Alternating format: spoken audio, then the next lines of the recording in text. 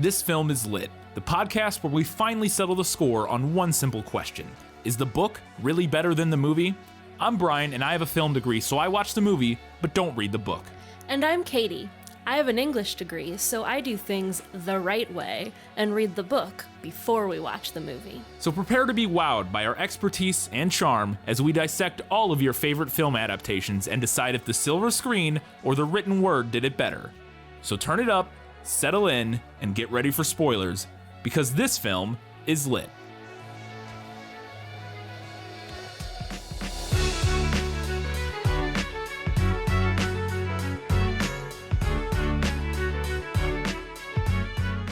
You may kill me, but you'll never destroy the ideals of Camelot.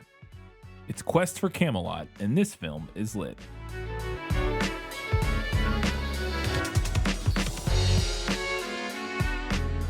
Hello and welcome back to This Film is Lit, the podcast where we talk about movies that are based on books. We have every single one of our segments, so we'll jump right in.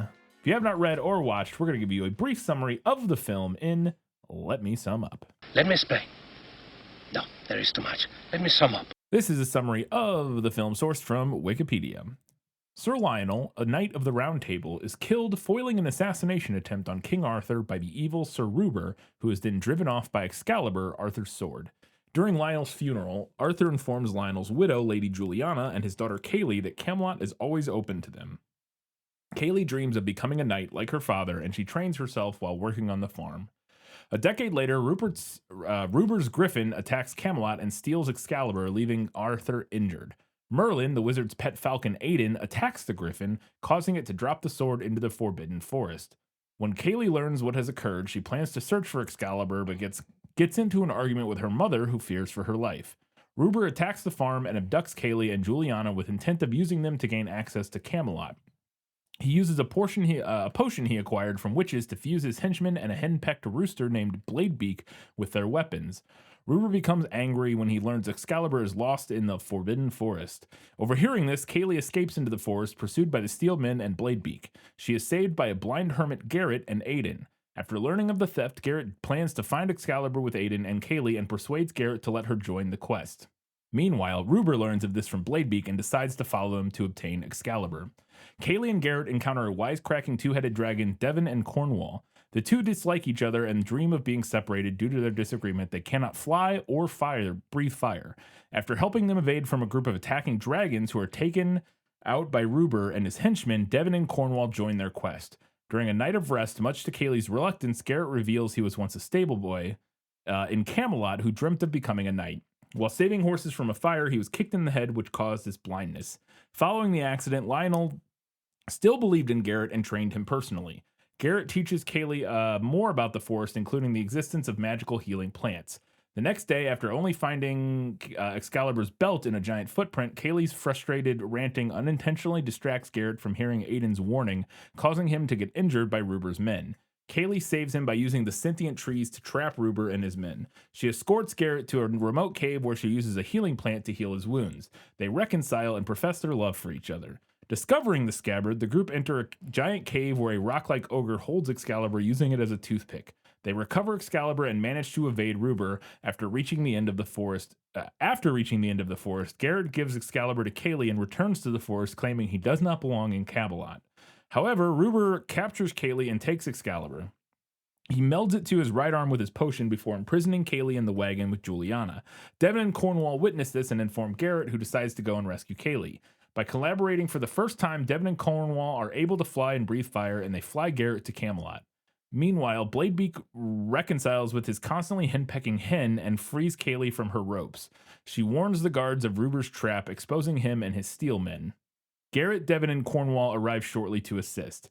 While Devon and Cornwall save Aiden by breathing fire at the griffin, Kaylee and Garrett find Ruber attempting to kill Arthur inside the castle.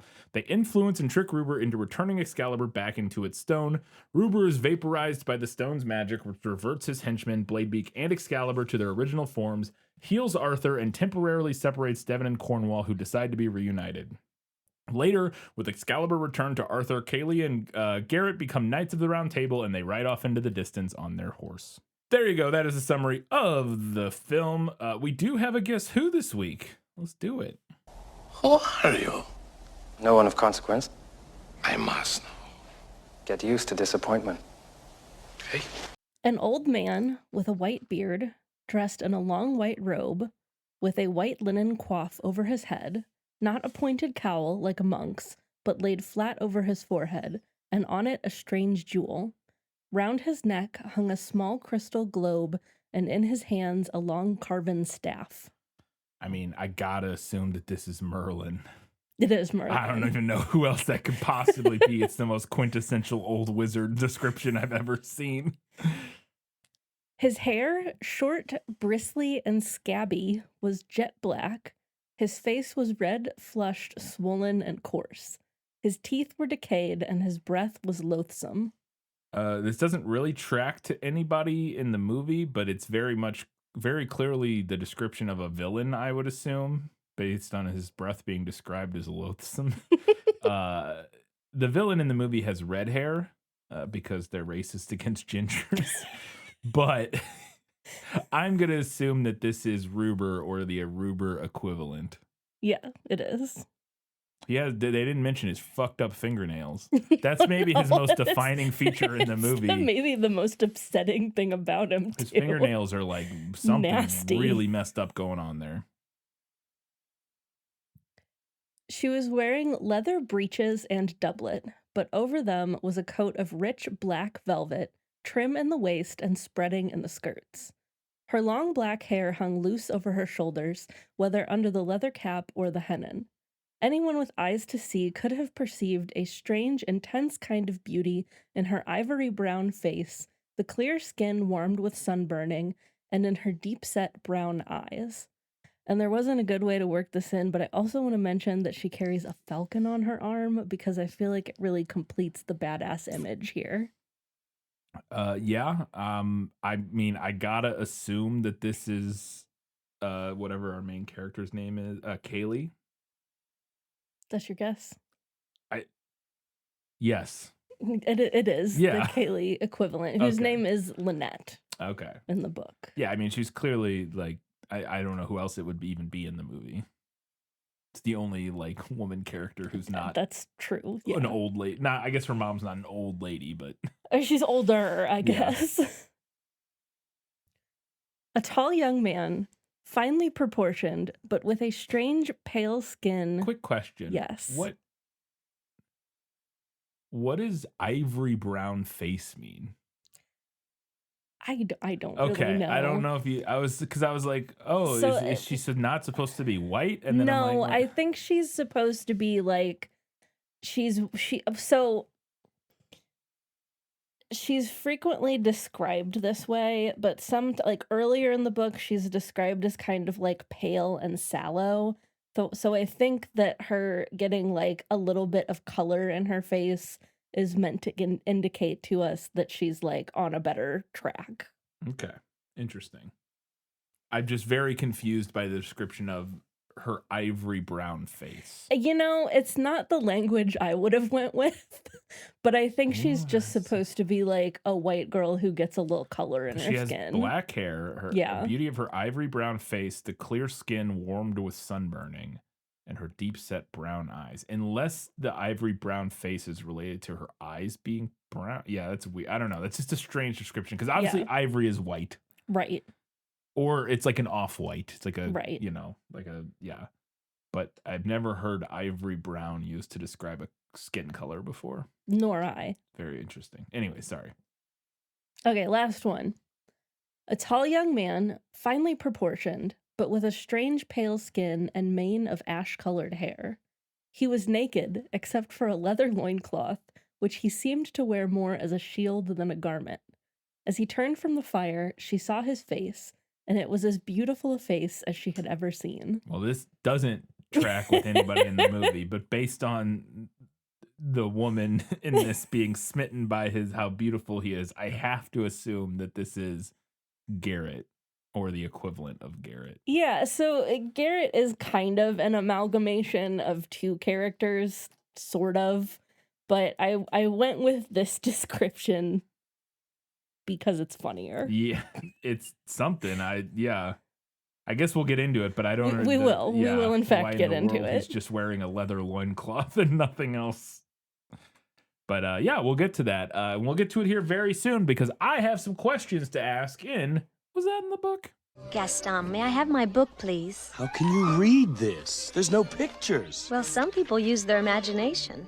So, kind of the inciting incident for this whole story is that we start in 10 years prior to when the majority of the story takes place. And we're introduced to Kaylee as like a young girl. And her father, Sir Lionel, who is a knight of the Round Table with King Arthur, and he gets killed. And the reason he gets killed is that one of the other knights at the Round Table, Sir Ruber, hates King Arthur for some reason, which is never really explained. And he attempts to kill Arthur and steal the throne. And Lionel and some of the other knights go to stop him, but Lionel ends up getting killed in the process. And this is what kicks off Kaylee down the path to becoming a knight, in like following in her father's footsteps. And I wanted to know if that inciting incident came from the book. So there is a character called Sir Ruber the Red Knight in the book. However, he's kind of a minor villain and appears only in a flashback. And in this flashback, he does lay siege to Lynette's, aka Kaylee's, home after her father dies because he wants to marry her sister, Leonie. Okay. There's a different evil knight character, Sir Bagdemagus. What a name. I know, right? That later in the book expresses some usurpative desires, but he never actually executes them. Okay. So Ruber and the assassination attempt, and that being the thing that spurs Kaylee to wanting to become a knight. I guess I should ask even, does Kaylee want to become a knight? So or Lynette or whatever. She or like a warrior or whatever. I don't. It's a little less direct in the book because in the movie we're kind of doing that like very like 90s girl power thing. Yeah, the Mulan. We're doing Mulan. Well, it's even less direct in Mulan, honestly. Yes, it is. Here she's literally just like, I want to be. She kind of like has to fill yes, in. Yeah. She's like, but here she's like, I want to be a knight. That's what I want. And in the book, it's more like Lynette grows up as a tomboy and she's not really good at like doing the things that a proper lady is supposed to do. And she ends up, due to a series of circumstances, becoming basically a messenger for King Arthur. Okay. But it is not her goal. She's not aspiring to become a knight. No, I would not say that that's really her goal at any point. Okay. Like, she doesn't want to be a fine lady and like sit around and do embroidery. But it's not like, she's not like, I'm going to be. Dream of becoming a knight. She's not like, I'm going to go be a knight of the Round Table. Gotcha. Okay. So then we move forward 10 years. Lionel has been killed. Kaylee has been training to become a knight. And we are back at Camelot, and King Arthur's hanging out in his at the Round Table. And a griffin bursts through the glass ceiling and steals Excalibur from King Arthur and then accidentally drops it in a forest because a falcon shows up and pesters him. And I wanted to know, and that's kind of our second inciting incident. The first one was our inciting incident for Kaylee's journey. This one is the actual inciting incident for the story that we are telling here. And I wanted to know if that came from the book, if that is what kicks off our grand quest, is Sir Ruber using a griffin or some villain using a griffin to steal Excalibur or something like that. I know. So for our listeners, I know, because we talked about in the prequel and stuff, that this is very, very loosely. Yeah. It's always tough with these because I always feel dumb asking questions that I pretty much know or not. Right. You know the answer is going to be no to like all of these, but I still feel like I need to ask. But yes, and asking the question is what gives me the segue to talk about the differences. Changes, right. So the answer is no. None of that is from the book. There are actually no mythical creatures in the book. Oh, okay. There's not an evil forest, and I don't think Excalibur is ever mentioned. Yeah. Well, we talked about in the prequel that originally the plan in the movie in the early drafts of the script was the quest was going to be trying to go and find the Holy Grail. Right. And then they changed that to Excalibur at some point. Yeah. So even that, like, I don't know if it's the Holy Grail in the book. My question would be the same as if a griffin burst through and stole the Holy Grail or whatever and took it away. But anyway, sorry, continue. Yeah. So I honestly, the plot of the book is almost a little more episodic is not quite the right word Yeah. than the movie, but it's not neatly in screenplay structure. It's not neatly in screenplay structure. Yeah. So like the first little chunk of the book is basically almost all flashbacks as we're learning Lynette's like backstory. And then we move into the period of time where she's working as King Arthur's messenger. And then we move into a period of time where she has met the Garrett equivalent character and is like hanging out with him basically. And then like close to the very end of the book, she does go on a quest to find the Holy Grail. Okay. But was it stolen by a griffin? No. Okay. It's just being the Grail and it's hard to find. It's just missing. It's been missing. It's been missing. Famously, nobody knows where it is. And yeah. Okay. So after he steals Excalibur, it disappears into the woods. I don't even know why. This part is a little confusing. Why does he show up in the movie? He shows up at Kaylee's house. Yeah. And kidnaps her or is going to kidnap them or something. I can't remember. he wants to use them to get into Camelot. Why? How? So after Kaylee's dad died, yes. King Arthur says to the mom, he's like, you and Kaylee are always welcome in obviously. Camelot. So I guess we are to assume that somehow There's like Ruber a spell. knows that. And he knows right, because he like, does use Juliana later to get in. He like shows up on the he cart. knows that like if we sneak in with her, they're gonna let her in. Boy, that seems convoluted because Yeah, it feels like does there's a other little. ways to get in.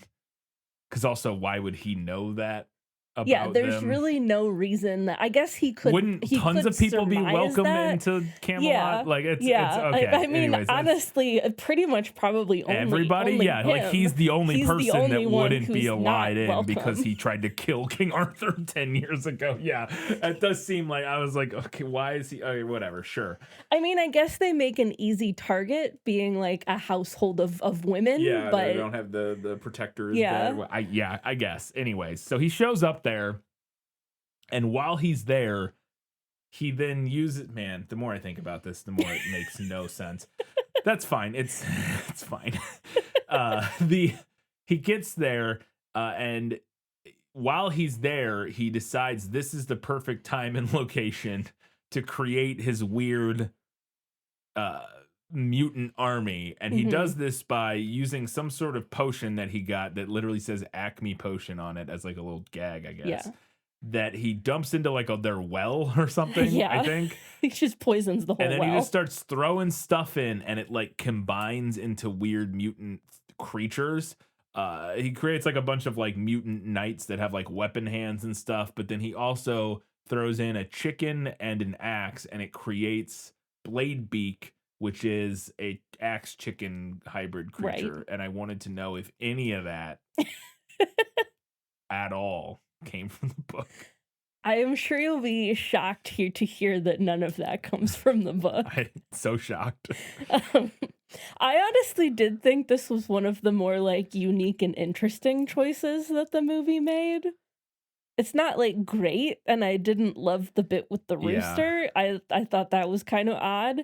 But I thought the visuals of the like mecha knights were at least interesting. It's fine. I just thought it was unnecessary. Like which again, it's hard to say because like I understand the idea of wanting these fantastical elements in this children's story that are that really like get the kids' imaginations going. So creating these big scary monster, knight guys. But I'm like, he is like you have knights, like just send them after. Like, what is the point of whatever?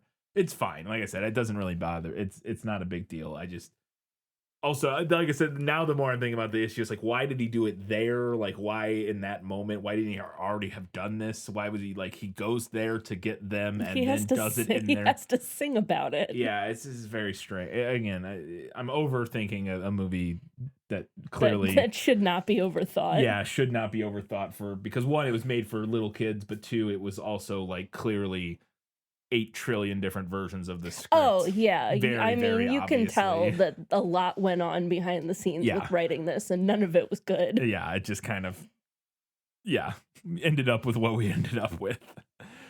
Kaylee then is able to escape as her mom is captured. Her mom is like, hey, you're able to sneak through the wall and get away. So she gets away and is able to grab a horse and goes galloping away. They see her and they chase after her. And so she's on the run from Ruber's men, and she manages to just barely escape into the Forbidden Forest and get away from the guys, right? But as she gets in there, she like stumbles down a hill or falls off a cliff or something and falls into a lake. And then she sees and meets Garrett, who is a blind hermit who seems to be living in the Forbidden Forest. And I wanted to know if Kaylee, running from the villain, ends up in the Forbidden Forest and finds Garrett, the blind hermit. So there is a similar-ish scene in the book. At one point, Lynette is imprisoned in an underground like prison cell, but she escapes and is like running through tunnels, and she falls down into an underground cavern and is summarily rescued by a mysterious young man who turns out to be a blind hermit of sorts. What does the of sorts mean there? Well, I don't know if I would call him a hermit in the same way that like Garrett is a hermit Who in has, the like, who chosen to go has live in the who has woods. like chosen to go and like ostracize Yeah. himself. This guy lives in the caves because that's all he knows. I'm figuring out what's going on here. She decided, what if Gollum was a good guy? Oh, you're gonna steal my thing. Oh, for I'm later? sorry. Is that a thing for? I'm sorry. Yeah, no, it's fine. We'll Oh. talk about it later. I have it in one of my segments. This very clearly seems to me Yes. like she's like, Yes. what if What Gollum was a if? good What guy? if? Yeah, okay. All right. So they then venture forth to go find Excalibur together, and at some point they end up coming across Dragon Country, and it's maybe my favorite shot in the movie is she's like, oh, dragons, whatever, and then the camera pulls back and they're crossing a bridge Mhm. that seems to be like branches or tree or something, but then it's revealed to be the giant skeleton of a Yeah. dragon. I thought that was pretty cool. But I wanted to know if they end up in Dragon Country and if they meet a two-headed dragon. No, there are no dragons in the book. I guess you said that earlier and said there's no fin. No. And I do want to talk about the two-headed dragon Devon and Cornwall. for just a minute, because it's really clear to me that they were going for like a genie type 100%. comic relief. Their music number, yeah. they do. And we have like the pop culture references. That's what I mean. Yeah, Yeah, in the their anachronistic jokes, the fourth wall breaks. So they were going for that type of thing, yeah. which is a bold move because I very strongly believe that the only reason that worked in Aladdin was because of Robin Williams. Yes. Even as much as I love Genie in Aladdin and how great he is, I think they use him the perfect amount, and any more he would have been so annoying. Yeah, like, no, I agree. He already borders on a little much, even in Aladdin. But Robin Williams is just so funny that it works. Yeah, yeah. And Devon and Cornwall just really don't work for me. I will say this. I don't think they worked for me in the sense that I didn't find them particularly funny, but I also didn't find them particularly annoying. Not as bad as they could have yes, been. like yeah. I think if they had tried as hard to go as hard as like Genie and Aladdin, it would have been obnoxious. Yeah. And there are certainly comic relief sidekicks in children's movies that are worse. Way worse, yeah. Yeah, I did not find them particularly annoying. I found them similar to the rest of the movie to be forgettable. Yeah. It was kind of my complaint. They're not like particularly funny, and they're not like just not memorable. They're like everything else in the movie. It's just it's Yeah. It's like slight derivations on everything that worked in a Disney movie with the serial numbers ground off. And it's none of it's bad, but none of it's good. It's all just like, yeah, okay. I get what you're doing. It's fine. You did an okay job of aping a Disney movie, but it's not. That's not good. Not good, yeah. So I said I'll know by now if there is a blind character, which there is, and if so, because there is, knowing that there is, I wanted to know if he has like a hawk friend who helps him navigate by making noise, because that was one of my favorite details in the entire movie.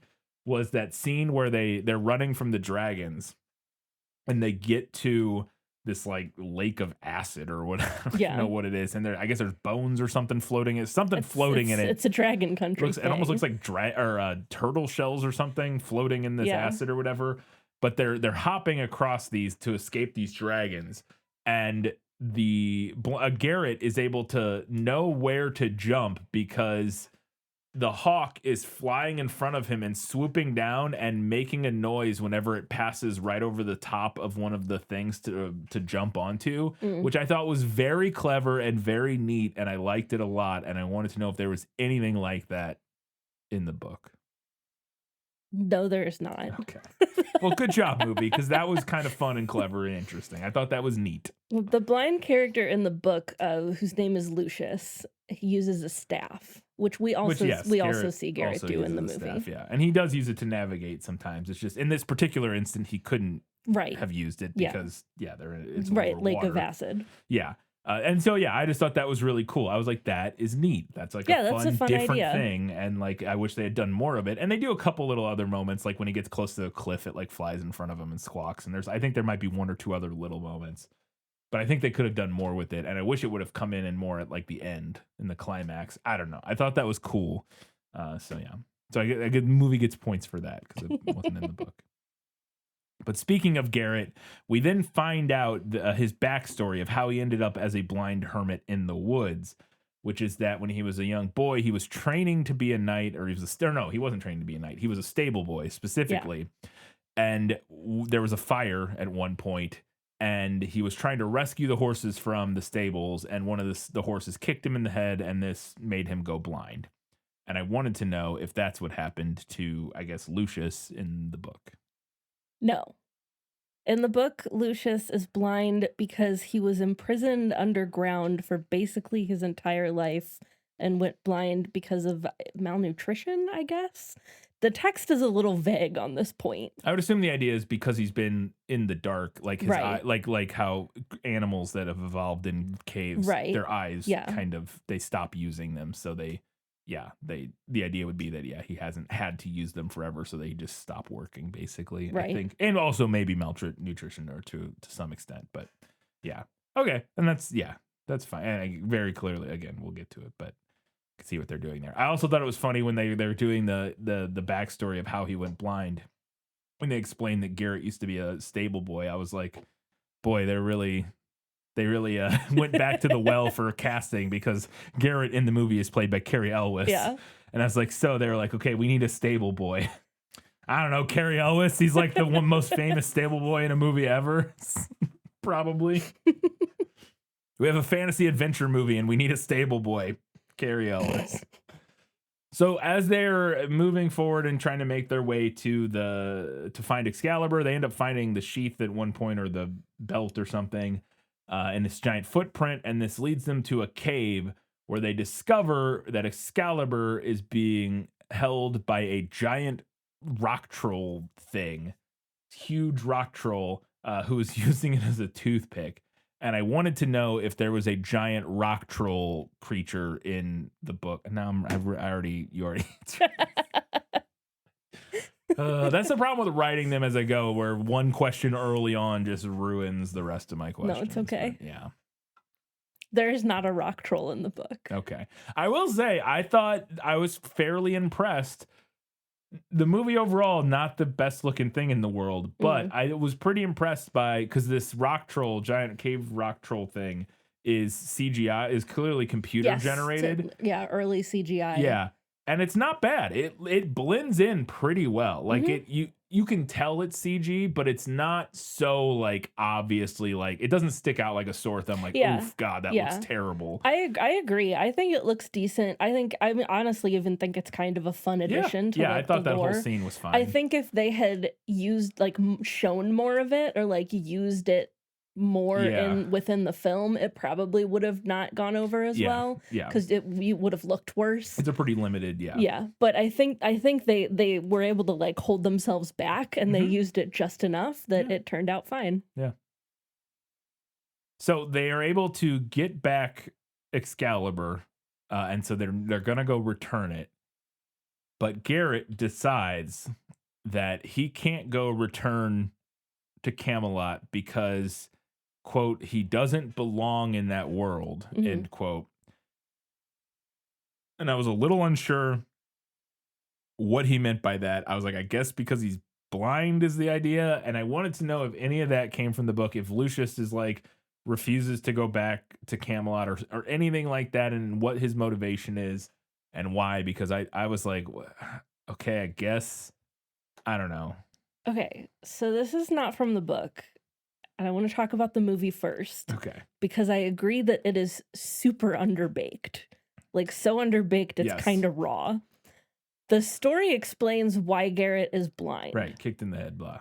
But he does not why he exiles himself to the forest. I think I know why, but go ahead.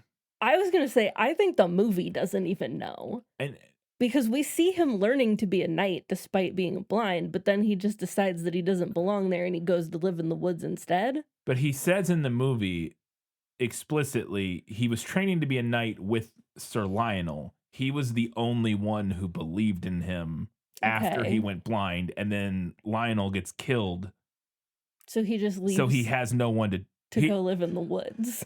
Well, yeah, I think him going to the woods the first time, I get it. The guy who was training him to be a knight, who like still believed in him and was like including him, the only person who, you know, didn't fucking reject him for being because of his disability, is dead and gone. So he's like, well, so he didn't fit in anymore. So Right. he decided. So I think that tracks. I just don't get why at this point now he has rescued the sword. I guess it's just that he still feels that like resentment and being outcast or whatever because of his disability is why he doesn't go back. But Yeah, I think that's what we're supposed to assume, but it is like way underbaked. yeah, Well, especially because earlier in the movie, when Kaylee first tells him about Excalibur, he's like, I'm going to go get it myself. yeah. Seemingly, you would think in order He would have to take it to take it Camelot. back and like maybe even to like prove that Yeah. he, you know, his worth or something Right. like that. And so then when he does succeed, I'm like, why? Okay, yeah. But I think what we're seeing is like multiple scripts Yeah, going on here because probably. also at the beginning, it initially to me seemed like there was the implication that he just like didn't want to be around people.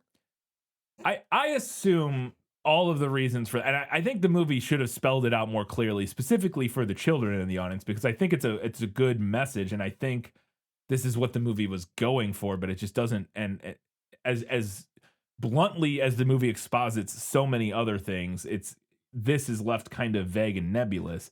I think it is just that because of his disability, he doesn't want to be around people because people don't accept him, people don't value him, people don't. They view him as Yeah. useless, as you know, whatever, No, because he's I blind. And so agree I with think you. he rejects society because society rejects him. Like I just don't think the movie does a good job of explaining. Yeah. I can gather that, but I don't know if a little kid would get that. You know what I mean? Like I don't know how he does pretty explicitly say the part about like nobody.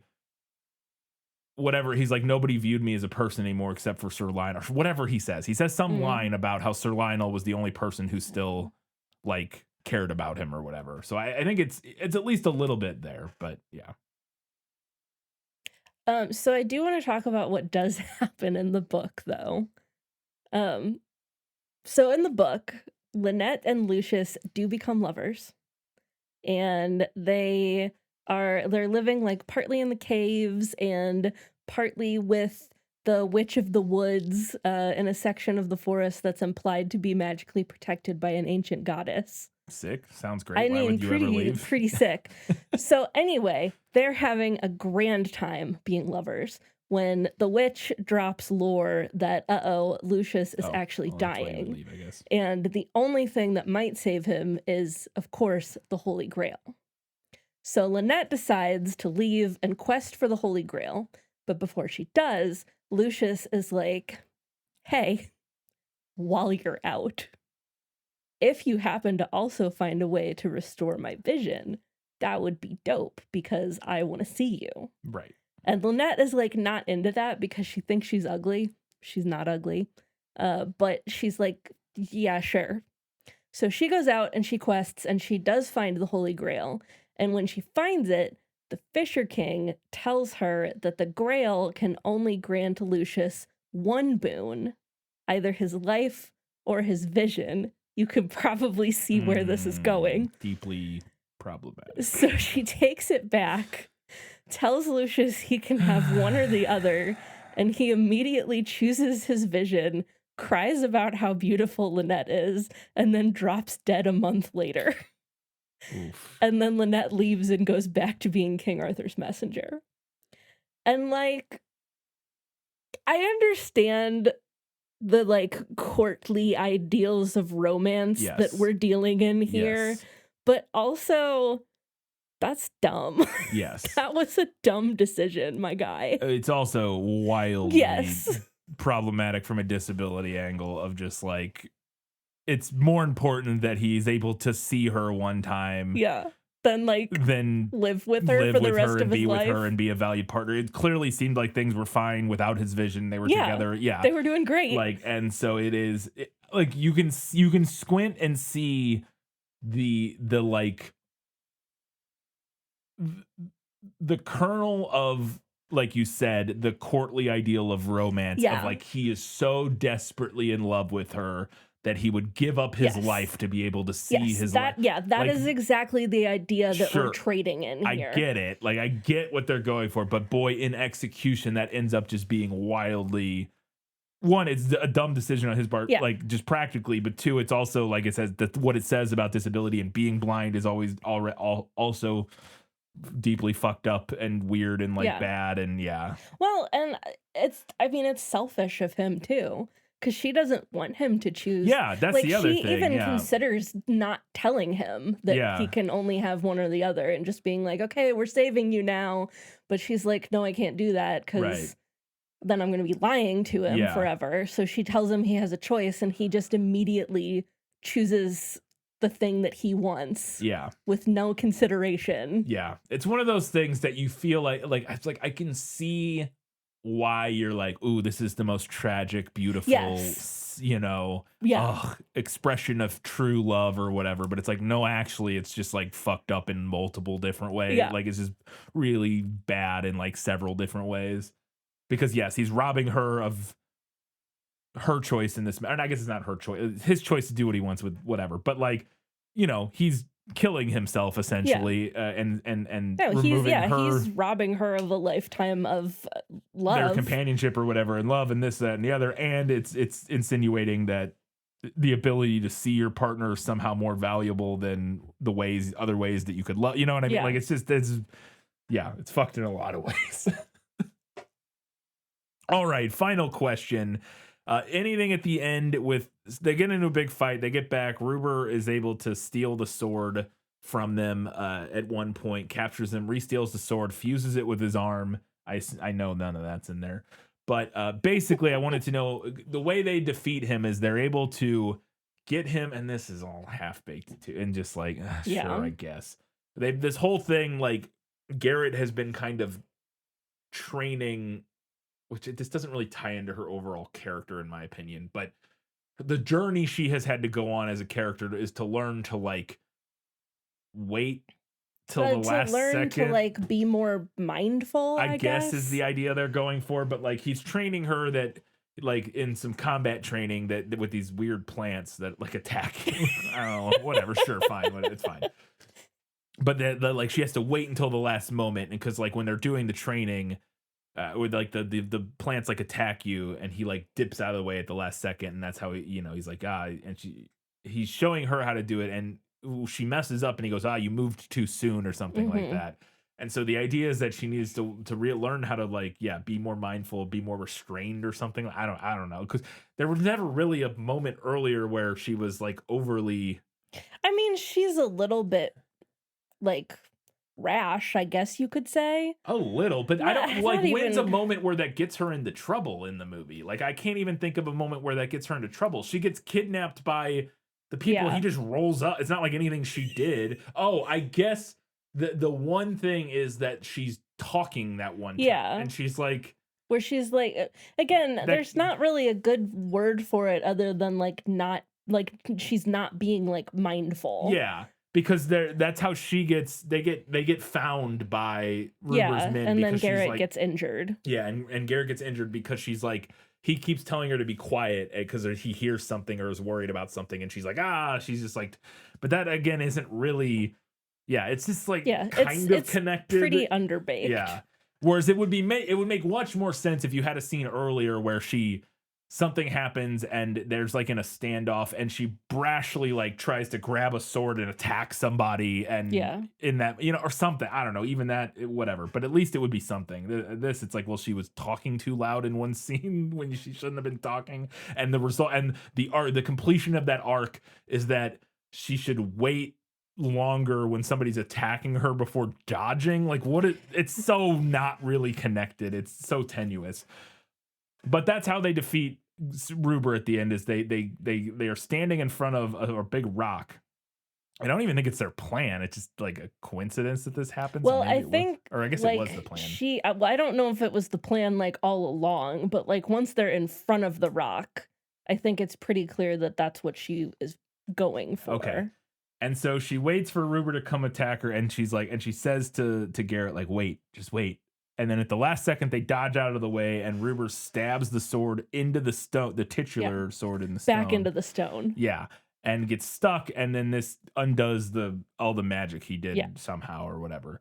I assume not, but is any of that anything remotely from the book? No, there's nothing like that in the book. I think it works fine for the movie. It's a fine thing. I just wish they had figured out a better way to get to that. I agree. It just feels clumsy and like random. It was going to have to be some big magical thing to get the sword unwelded from his arm. So like, sure. But yeah, I agree that like getting there was very underbaked. And more so just getting to the point of like how she gets him to do it is like, she needs to wait till the final. It's just like, what? That's not it's so, again, it's also tenuous, and the message is so like what, because that's what it gets to me. I'm like, okay, so again, is the message literally just be more mindful, like be more restrained? Like that's a weird overarching message for a kids movie to me, I guess. Like it's not particularly, like, even if it's an okay message in some instances, like, be more mindful of your actions and stuff like that, it is not, I think that something I would be particularly interested in teaching my children. I think it could be like there's a way that you could do that as a positive message. Yeah, that for is kids. true. Yeah. I just think in this instance, it's not particularly well done. Yeah. So like it's not clear what the message is. Yeah. Yeah. It's not well developed because it doesn't barely connects for like the moment where she messes up at it earlier, barely connects to what she has to do at the end, other than just kind of very, very broadly. And then on top of that, it's all right. I have a couple more questions that I need to ask in Lost in Adaptation. Just show me the way to get out of here, and I'll be on my way. Is it lost? Yes, and I want to get unlost as soon as possible. This is just a random thing that I wanted to know if you hadn't thought or knew anything about. Very early on, I think in the opening, the prologue, the prologue is before, right? Yeah. Yeah. In the prologue, we get the founding of Camelot, and it is Arthur pulls Excalibur out of the stone, and then we see Camelot rise around the stone or where the stone was, and the stone appeared to be in Stonehenge. Yes. Or a very similar Stonehenge-like ancient structure. stone ruin. And I was wondering if there's anything in the book or in Arthurian legend or anything that you're aware of Camelot arising or being built like on Stonehenge or a different ancient stone ruin again, because obviously it can't be Stonehenge because Camelot, like there was nothing, Stonehenge is still there. Right, So yes. like, and it's just Stonehenge. it's just Stonehenge. So like, I'm wondering if, anyways, is there anything else about that or? Yeah. So I looked this up to be sure, and as far as I could tell, there's no connection between Camelot and Stonehenge arising from the legends themselves. But apparently, it's not uncommon for pop culture depictions to sometimes like merge the two in some way. You can see the idea there. Well, Yeah, the sword and the stone. That's both like ancient Britain Yeah. myth. Well, and yes, and this the idea, like if you're doing a sword and stone thing of Right. there's a sword and a stone. Well, there are these very famous stones. We know some famous stones. Yeah, exactly. So you're like, we'll just connect them. It's like, sure, yeah. Yeah, sure. There is something that the movie gets extremely wrong, though, and that is conflating Excalibur with the Sword and the Stone. Yeah. Because I always forget Arthur about gets that. Excalibur from the Lady of the Lake. famously, The a lady sword- yeah, throws a sword at him. The from the sword that he pulls out of the stone is a completely different and I think actually nameless Really? sword. Surely it has a name somewhere. in I the think stories. so. I was trying to look this up, and as far as I can tell, sometimes it's called Caliburn, Mm, but I don't think that comes from like the original oldest old stories, that's myths. maybe Yeah, I a more think. modern. Yeah, I think it's like a more modern addition to the Interesting. lore. Interesting. I know basically nothing Yeah. about Arthurian legends, so I don't know as much as I would like to. yeah. The extent of my knowledge is having watched The Green Knight and then this, and like a few other cartoons and movies from my childhood that I don't remember anything about. So yeah. All right. My other question here was, and this sounds like it probably may not come from the book. I don't know. But one of the things I came up with in the movie was just like, man, Ruber, the villain, desperately needs more concrete motivation. Because at the beginning, he just like seems to want to usurp the throne. And I'm like, but why? And the answer can just be, well, he wants power, whatever. Right. Fine, sure. But it felt like we just got very little sort of information about what his deal was, Yeah. where he came from, why he's like what's going on. Like, yeah. Well, the movie was clearly going for like a Scar type character. Yeah.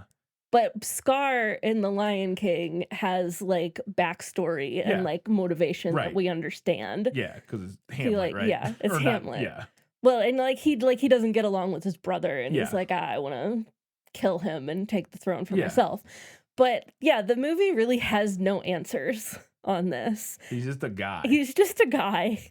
And then even more questions that I had, like immediately, Yes. I was like, who made this crusty, obviously evil man a Knight of the Round Table? Yes. Like, what the heck is his backstory that made everybody else who seems to be righteous and noble Yeah. let this guy into their club? Yeah.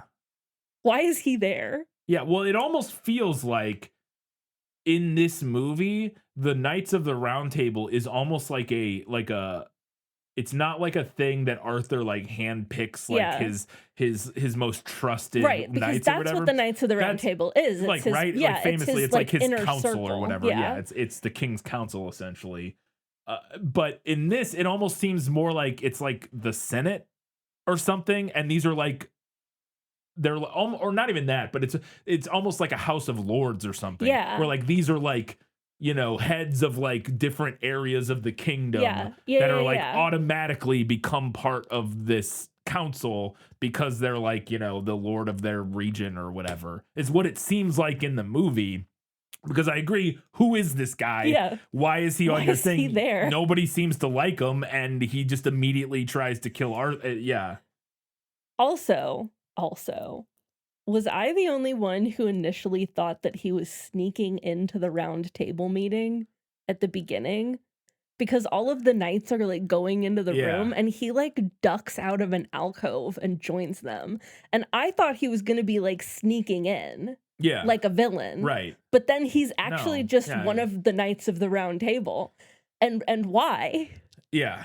Why is he there? It's one of those things that's like, I could, if a little bit more information I could buy, like maybe in this version of the story, like I said, it is a thing where it is not a close circle of Arthur's most trusted friends and counselors or whatever, but it is instead basically like a House of Lords. Everybody who runs a municipality of the kingdom gets a seat at the table. Yeah, or something you like call that. in your banners, and all of the lords come in. And this is one of the guys, and he hates you. Like that seems like the idea of what the movie is going for. Like this is just one of the guys in the kingdom who is a lord or whatever, and is one of the banner lords, and shows up and has a bone to pick with the king for X reason. But like, if you have even the slightest bit of knowledge of like Arthurian legend, you're and like, well, what that's the not Knights what of the Round Table the are, Knights of the you're Round like, Table are. who is this man? Yeah.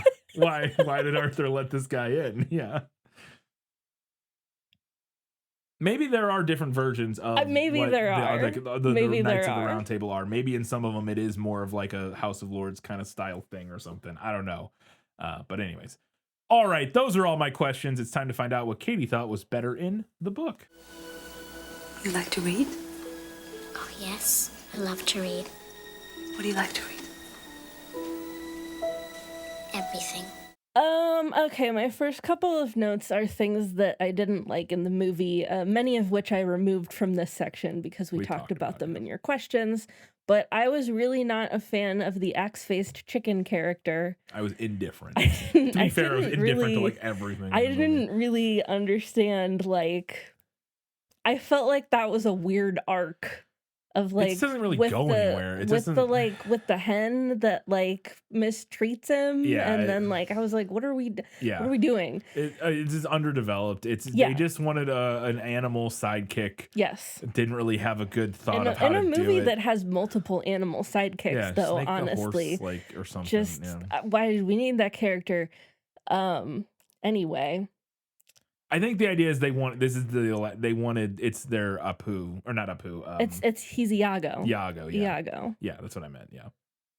Also, I think it's Abu and not Apu. It is. I meant to say Iago, and my brain short-circuited to saying Abu, and then it just went to Apu, because Simpsons. A show I've never watched. So. This movie does a particularly bad job of developing the romance between the main characters, especially on Garrett's side, because like Kaylee, I can like squint and be like, yeah, sure. Yeah. But with Garrett, it's like he suddenly just likes her. Yeah. It kind of comes out of nowhere. It really does. He seems to hate her. Yeah, he seems to like not be into her at all. And then after he gets injured, he's like, actually, I love you. Yeah. And now, to be fair, you go back and you watch some of those Disney movies. Sure. It is your childhood brain was doing a lot of filling in of how amazing those romances were, because boy, they are also pretty undercooked in most of the, like, Beauty and the Beast is one of the better ones. Aladdin is a pretty undercooked, from my memory. The last time I watched Aladdin, I was like, it's a pretty undercooked romance. It's undercooked, but it's not as undercooked as this. I agree. But I'm just saying the bar is already low, and they managed to get even under that, which was impressive. Yeah. Overall, I thought that the book made more interesting use of Arthurian legend than the movie did. Merlin is a much more active character in the book. Morgan Le Fay appears and causes trouble. One of the knights that Lynette travels with is Sir Lancelot, who tells her all about his doomed love for Queen Guinevere. Overall, I just thought a lot more of the stuff. Yeah, a lot more of the stuff that you know, and like the recognizable names, and even some like minor characters that are not super recognizable are appearing in this book, which is a lot of fun. Yeah. The movie, by comparison, did not have a whole lot of that going on. It's pretty much just like King Arthur and Merlin. Yeah, Merlin does show up, but there's almost nobody else that is ever mentioned that you're like, oh, that person. Lynette is actually officially dubbed the King's Demoiselle, or Damsel, I still don't know, by King Arthur. She does act as his messenger for most of the book, which I thought was fun.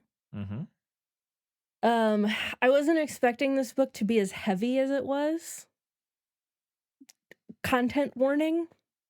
A big part of Lynette's backstory is that when she's a young teenager, she's sexually assaulted by a knight visiting her home. And a lot of the story is about her like grappling with her personal fallout from that. Much of that arc is about her being encouraged to forgive him, Right. which is an assault narrative that I'm not personally a huge Yeah. fan of. But overall, it was far more emotionally heavy than I was anticipating. Yeah. Which, it make of that what you will. Yeah. Just, I mean, kind of definitely depends on like what. Not something you're going to include what in this you're- movie. Right. Yeah. And how much you're going to enjoy that, I think, depends on a lot of different factors. Yeah. But I think it was far meatier than Yes. anything that was in this film. Yeah. It doesn't sound particularly well handled in this based on your description here. But It's handled. There were parts of it that were fine. Overall, the focus on like her arc being that she like learns to like forgive him and like let go is again not something that I'm personally a huge fan of. I think to be fair, I will say, I think there's a difference between let go and forgive, but And it's I agree with you. And that's a big part of the reason why I tend not to like this kind of narrative, because I think that it tends to conflate the two. Those things. And to me, they are very different things. There's a difference between not letting something have power over you and like letting go of the power it has over you or whatever versus literally forgiving the person for like, those are different things. But and I also think, I think it was just, it's also dated. Yes. Like, honestly, this was written in the 70s. We're probably getting some like brand new like second wave feminism ideas here. And and now in 2025, it's just dated. Yeah. And now to lighten the mood. Well, it was also written by, it was also written by an 80-year-old woman in the 70s. Yes, that is also true. She was like 75 when she wrote this. Already somebody who's from a much older generation already. And then, Yeah. Okay, a few things that I thought were funny. When Lynette meets Lucius, the title of the chapter was A Dweller in Darkness. And I wrote in my notes, is she about to meet Gollum? LOL. But then it actually did kind of end up being, what if Gollum were like a sexy guy? That's amazing. Fanfic. And it was chef's kiss. It was incredible. We talked about in the prequel, that's so clearly what's going on here. Yes, Because that we is talked so about in the clearly prequel what's that going this on. author was like She was like a founding member of the Tolkien Society. Yes, and huge had, like, fan. She like has a freaking Hobbit name and everything. Like it's So absolutely, she decided to write her Smeagol fanfic into a book, which is amazing. Good for you. Second thing that I want to mention, when Lynette finds the Holy Grail, there's a scene that made me think of the thing from Indiana Jones where the guy melts. Yeah. And okay, I'm just gonna read this because I don't know enough about. When did this book come out again? 75. That's before even the first Indiana Jones. Yeah. So I don't know enough about Arthurian legend to know if maybe this is something that Vera Chapman was pulling from legend. Yeah. And it's just like kind of a common motif that Indiana Jones then also used. Yeah, I don't know. Or if possibly the people who made Indiana Jones could have gotten the idea from this Very well book. could have been. So she stood looking at him, calming her thudding heart and entering into the solemn and sad peace that lay around the dead man. And then she screamed, for the fine marble face was dissolving before her eyes, dropping away, shriveling, the neck and shoulders, the arms and hands, drying, perishing, becoming a tissue of sinews. The whole body was crumbling into bones and dust. There was the face that a moment before had been so beautiful, now a hollow skull crossed with a few stretched webs of skin and wisps of lanky hair. Yeah. Yeah, it could be. So it's interesting because it's funny because the first melting in Indiana Jones is in Raiders of the Lost Ark, which is not the Holy Grail. It is the Ark of the Covenant. When they open the Ark of the Covenant, all the Nazis see the whatever is in it, and it like melts them all. But in Indiana Jones, the Last Crusade, which is the one where they're looking for the Holy Grail, when they are finding the Holy Grail, and now what causes this? So, Like, what causes the person to melt like that? she's on like a magical quest, Sure. right? And she goes into this room. Tapers burned quietly in air that was not stirred by any breath. In the midst of the room, a great bed, a bed of state, with curtains drawn back, and in that bed lay a dead man. His calm, noble face was turned upwards in peace, and his hands folded on his breast above a rich pall of black velvet embroidered with silver. An old man, but comely. His hair was white, but thick and smooth, and his beard was white but trim, and his neck and shoulders were bare above the velvet pall.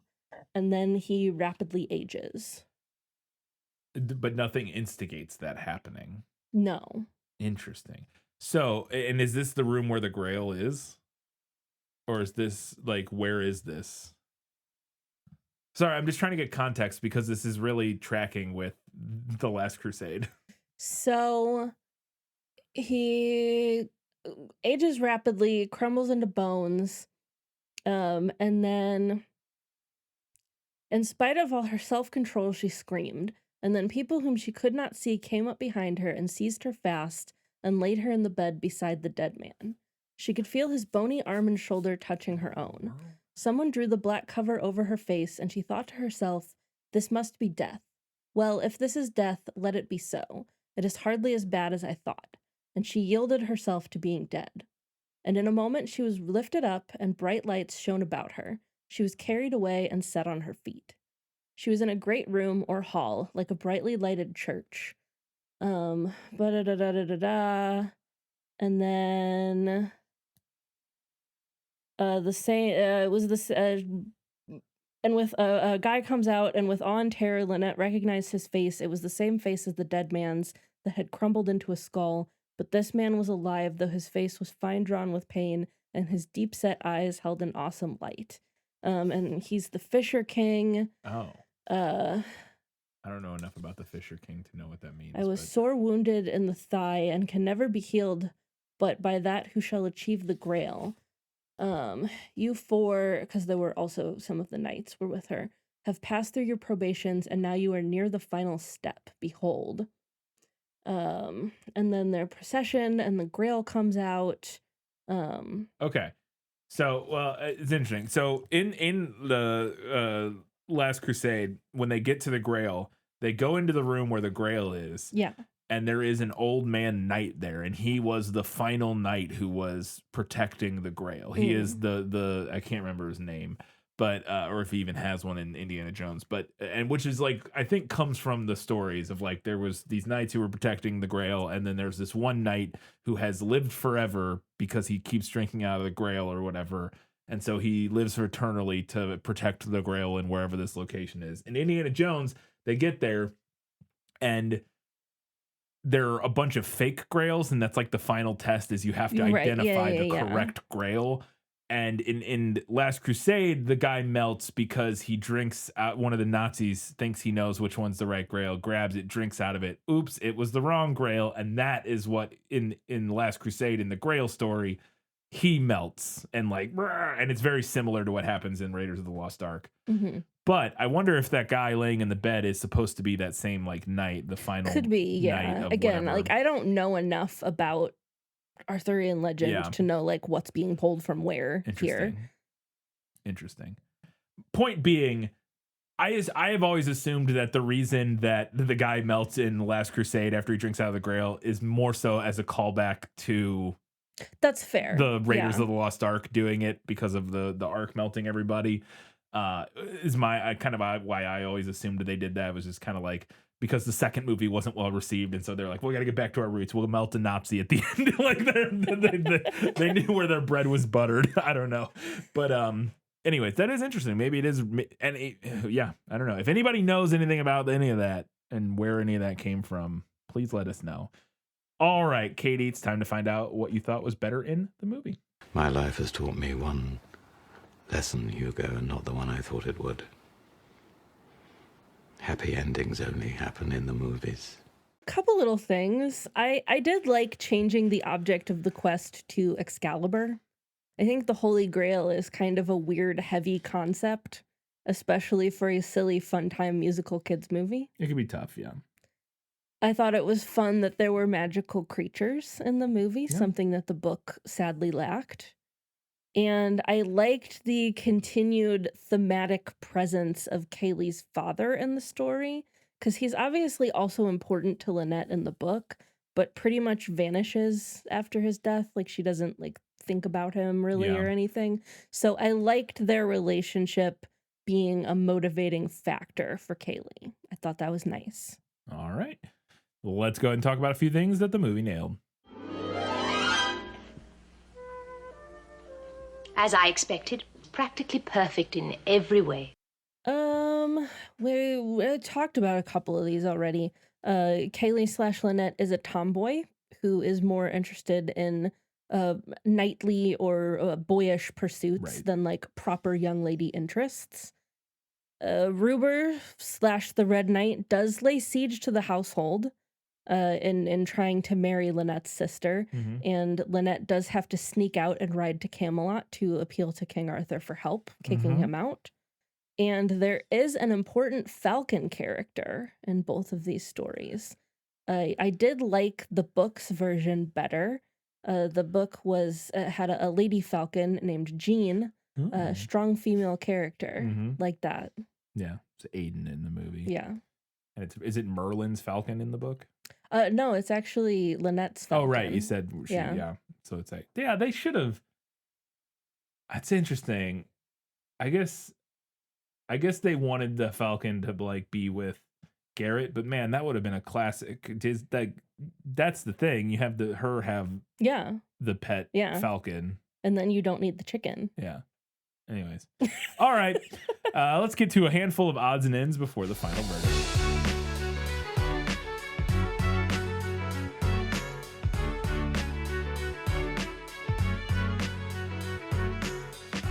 Immediately when the movie started, we actually have quite a few notes here because I had a lot of notes that weren't really related to questions or anything, more so about like the movie itself. Immediately I could tell one issue that I was going to have is that the human characters don't have the Disney magic that makes them like really feel alive. As not an animator, I don't know what it is that the I magic don't sauce know Disney has. what it is they're putting in the water over there, or they were in the 90s. Yeah, and because there's other studios have figured it out over the years. It's just that seems to be a recurring thing whenever we watch from the especially like the 80s and 90s. Yeah. When we watch animated projects that aren't Disney, very often I'm like, man. Yeah. They just don't. They're all kind of like too generic, and they just don't have whatever it is that makes you go, that's a real person. Like No, you're like, 'cause that's a weird the cartoon character. The first note I wrote was, wow, the animation is so ugly. I think that's a little harsh, but it's not not wrong. incorrect. Yeah, it's not completely incorrect. Well, and I think the thing with Disney, at least during the time period, like particularly in the 90s, was that Disney was really willing to put the money in. Yeah. To like hire the best people and to like put the time in and to like really make things look like works of art. Yes. I think that's one of the noticeable things in this is that a lot of the backgrounds and just not even backgrounds, but just the environments are bereft of detail in a way that makes it look cheap and like a more like a Saturday morning cartoon. Yeah, or like a direct to VHS that got churned out quick, relatively quickly or on a low budget, and they just didn't have time to put as much work into the environments and this stuff, and it just a lot of it feels underdeveloped.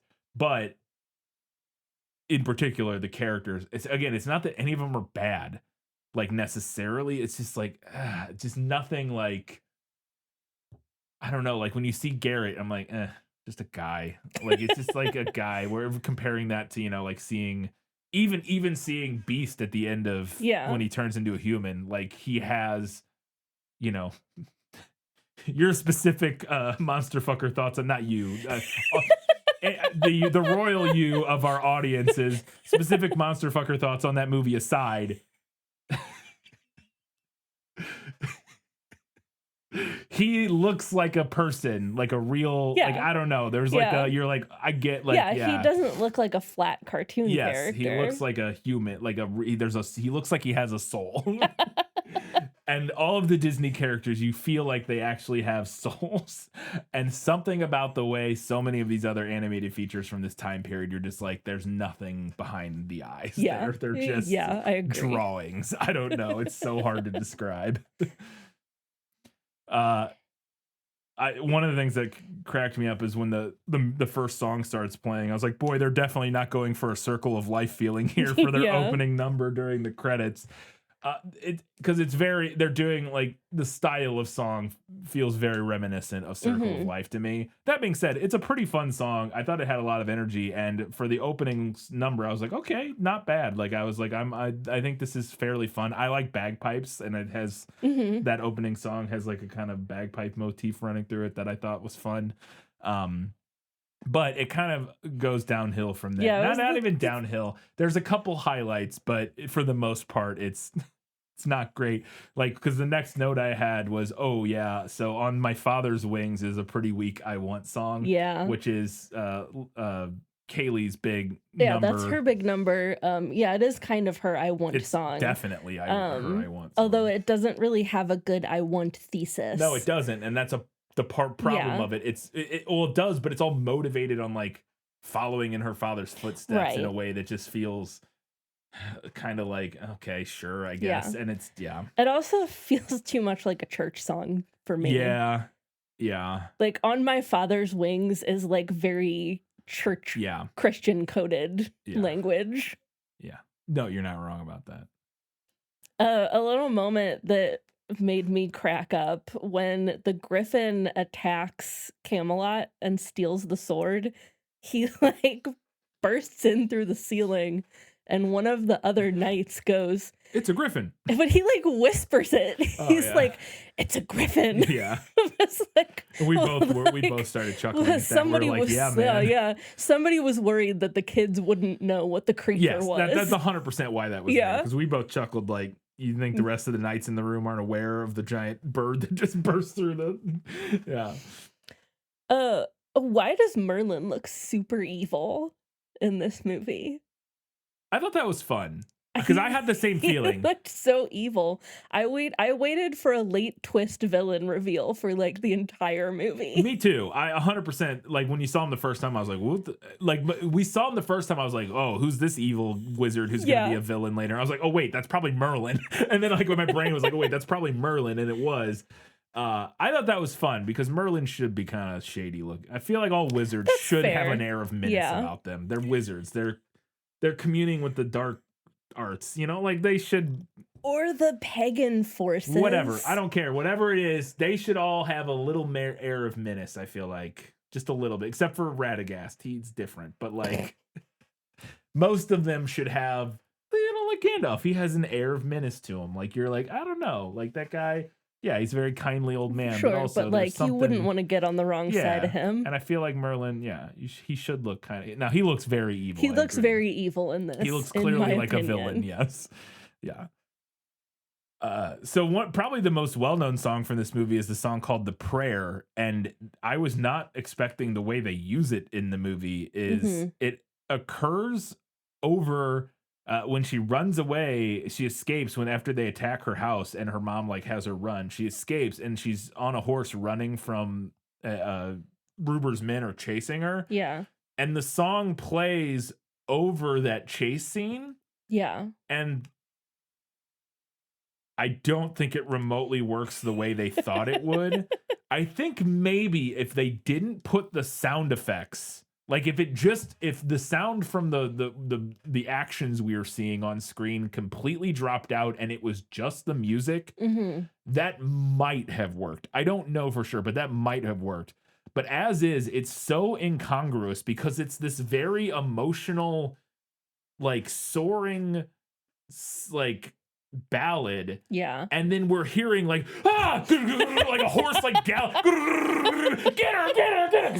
and it's like, and you're like, what? And you're hearing that in the background as like Celine Dion is singing about the mom's prayer about like her daughter, and then it's just like horses galloping down streets, and like it's like, oh my god, and you're like, what? It makes no sense. And again, I think if the sound had cut out completely and it was just the music and it was like drawn in slow-mo, I think it could have worked potentially.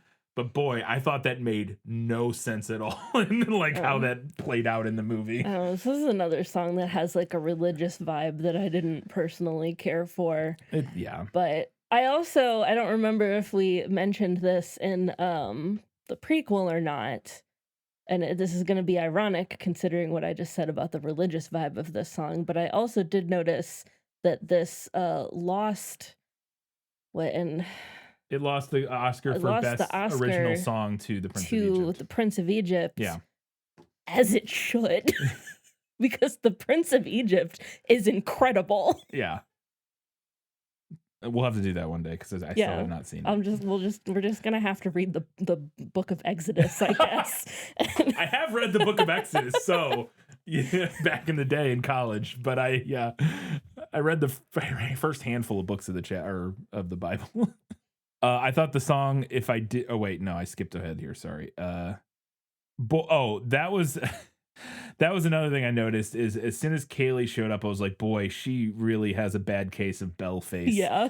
It's very clearly where they were pulling inspiration from here. Belle. And she's kind of a bargain bin 90s Disney princess all around, from the way she looks to her like not like other girls motivations. Absolutely, which is fine. Like I understand why they're doing that, but boy, they should have tried to make her look not exactly like Belle in the face and the hair explicitly. It's just like, yeah, that's Belle.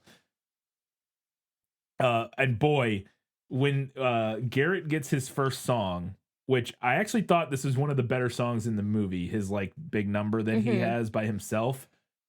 The guy they got to sing for him sounds nothing like Carrie Elwes. No. It's one of the most like jarring singing voice versus character voices in one of these movies I've ever seen. Because usually like I don't really even notice. Like it's hard to tell because like, you know, usually they do a pretty good job with that kind of thing. And they're singing, so as long as they're not super far apart, it's, you know, your brain just kind of like, fine, whatever.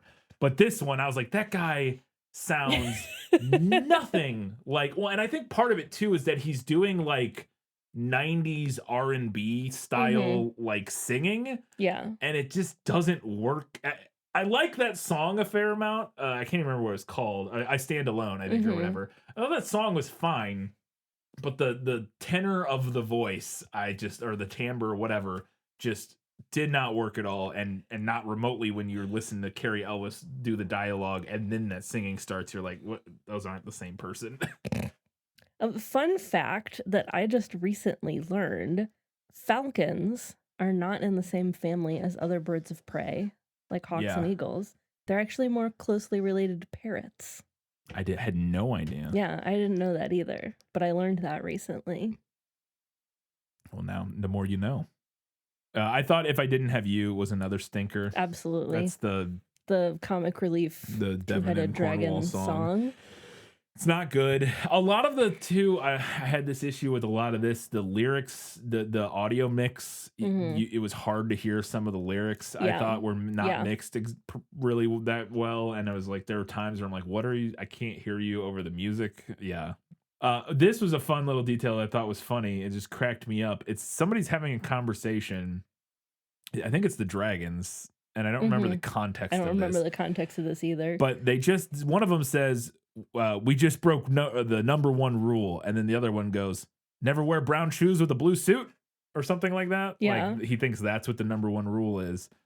And I was like, boy, that's not a rule anymore. Yeah. That was literally what you wore at Sam's wedding. Yes, last literally month. in a wedding about a month ago. And we wore blue suits with brown shoes. Which, I was like, I guess that was a thing back in the day. It seems interesting because to me, brown shoes almost work better with a blue suit I than agree. black shoes. Yeah. Like, I feel like the line should have been never wear black shoes with a blue suit. Because I yeah, feel like that's the actual fashion rule. maybe it wasn't back in the day. I don't Maybe. know. Like now the main thing is just you match your belt to your shoes. Or maybe it's supposed to be funny that he gets it wrong. I don't know. I don't know. But yeah, because I was like, that doesn't make any sense. Because yeah, black shoes, especially with like a dark blue suit, would look terrible. Yeah. This was like, this joke is from something else, and I could not. It was driving me crazy, and I still can't. I forgot to look it up, so now I'm gonna have to ask our listeners because I don't want to Google during the middle of the episode. When they get, I think that's when they're in the cave with the rock goblin troll thing, Yes. giant rock giant. Ruber and his knights are sneaking in, and he turns around to his knights and he goes, "Walk this way," and then he starts sneaking, and then they all do the exact same like sneaky walk that he does, like interpreting his "walk this way" to mean like literally walk exactly the way I am. And I'm like, that's a joke from another movie. I've seen that in another movie, and I couldn't remember what it was. I have no idea. If you know, please put it, because it's driving me crazy. I thought though one of my favorite gags in the movie and like kind of little moments was in the giant rock troll cave when they're trying to get the sword back from him and they're dangling Kaylee down to like grab the sword, and then he opens his eyeball and she's like hanging in front of his eye. And then she's like, they start swinging her back and forth, and she's like, "You're very sleepy," and it like the hypnosis gag. I thought that was pretty funny. I thought that was like a fun gag where they lay that. I was like, oh, okay, that's actually like a fun moment. It's like one of 4 in the movie that I made a note of, but. And then my final note was that I thought Kaylee's wedding dress at the end was pretty sick. It's a very cool dress. But then I was like, wait a second. It's not a wedding dress, I guess. They're not getting married. That sure looks like it. Yeah. But also this whole ending, I was like, man, this movie couldn't wait to be over. Yeah, like right. Once they get that, they get back, it's just like, get out of here. It's over. I don't know. The end. Yeah. I feel it doesn't even end on a particularly good final shot. No. They're riding into the distance. But that's like, can you spend an extra couple days on that, just like fleshing out the sunset and stuff and making it pretty? Absolutely not. It's just the most generic, bland, like countryside drawing. Yeah. I do feel like this movie kind of tried to have its cake and eat it too by using some wedding imagery, but not actually depicting them getting married in the end, because that probably would have been criticized in the 90s. I think I may be thinking of Young Frankenstein. But it's literally so Walk This Way is a recurrent pun in a number of comedy films and television shows. It may be derived from an old vaudeville joke that refers to the double usage of the word way in English as both a direction and a manner. I think what I was thinking of may be Young Frankenstein. I think there's a joke in that where he goes, "Walk this way," and then he like starts. I'm like 99% sure that's what I was thinking of was that. So all right, mystery solved. Mystery solved. All right, before we get to the final verdict, we want to remind you can do us a favor by heading over to Facebook, Instagram, Threads, Blue Sky, Goodreads, any of those places. Interact with us. We'd love to hear from you. Hear what you have to say about Quest for Camelot. This is a childhood favorite of yours. Go to bat for it. We would love to hear why you love it and what your feelings are on it. Also, if you follow us on Facebook and you would be interested in a Facebook group, yes, let us know, because we're thinking about doing that, because it seems like more people interact with groups than with pages. Yeah, we're probably going to do it anyways, but we're still just wanting to get feedback if anybody. Because a lot of our listeners are on other platforms, so I like some of our listeners, at least I don't know how many are even on Facebook. It seems like based on the metrics from our posts that Facebook is just not showing a lot of people our posts.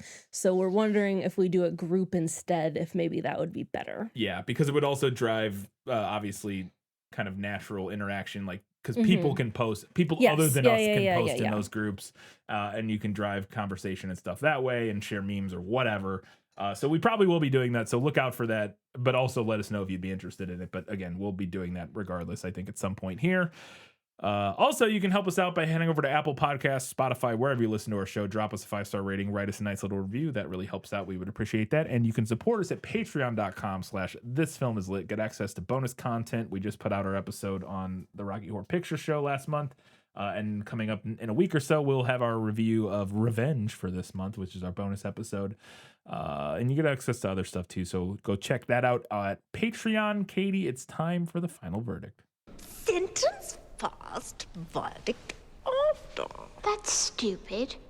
I'm not as well versed in Arthurian legend as I'd like to be. It's just kind of something that I never got around to. But every time I interact with it, I like it a lot. That being said, I definitely found the book to be a more satisfying story than the movie. It's a tiny bit meandering, but I enjoyed its use of Arthurian characters, both well-known and a little more obscure, and the way that it explored its themes, even if I didn't always agree with the message. The movie isn't as bad as it could be. It's mostly just boring. It's a pretty surface-level plot. A lot of the character motivations are underbaked, the songs are underwhelming, the animation is middling to ugly, and I feel like the filmmakers leaned heavily on the magic of the Forbidden Forest to keep things interesting, but it was far less interesting than similar settings in other movies, like Ferngully, for example. I would be interested to hear from any listeners who were really fond of this one growing up, because I missed it, and I'm having a hard time deciding if I would have liked it in 1998 or not. Real quick, I do know for sure, and I should have mentioned this earlier, I did not watch this as a kid. No, I definitely had never seen this None before. of this rung a bell to me at all. I don't know that I would revisit either of these properties, but I do know that one left me wanting to read up on Arthurian legend after I finished, and one of them I have already mostly forgotten. And for that reason, and all the others I mentioned, I'm giving this one to the book. Katie, what's next? Up next, we are doing something that I am so excited about. So excited. I'm so excited to be covering. Seen this? I have. Oh, I have and not. It's terrifying. I have heard. A movie that haunts my nightmares. We are going to be talking about 1985's Return to Oz. I cannot wait. Which is based on 2 different Oz books. It pulls from The Marvelous Land of Oz and Ozma of Oz. There you go. The Marvelous Land of Oz was my mom's preschool. That's what it was named after. Really? The Land of Oz was the name of her preschool that she ran forever. Yeah. But no, I am excited because I've heard and I've seen images from the movie, but I don't know anything about it or what. I just know it's notoriously this weird, creepy, insane thing. Very weird, very creepy. Again, a movie that has haunted my nightmares. Yeah. For sure. And I didn't even see it like that young. Really? But it's pretty fucking creepy, man. I'm excited. So yes, look out for that in 2 weeks' time. In 1 week's time, we'll be previewing Return to Oz, as well as seeing what all of you had to say about Quest for Camelot. Until that time, guys, gals, non-binary pals, and everybody else, keep reading books. keep watching movies. And keep being awesome.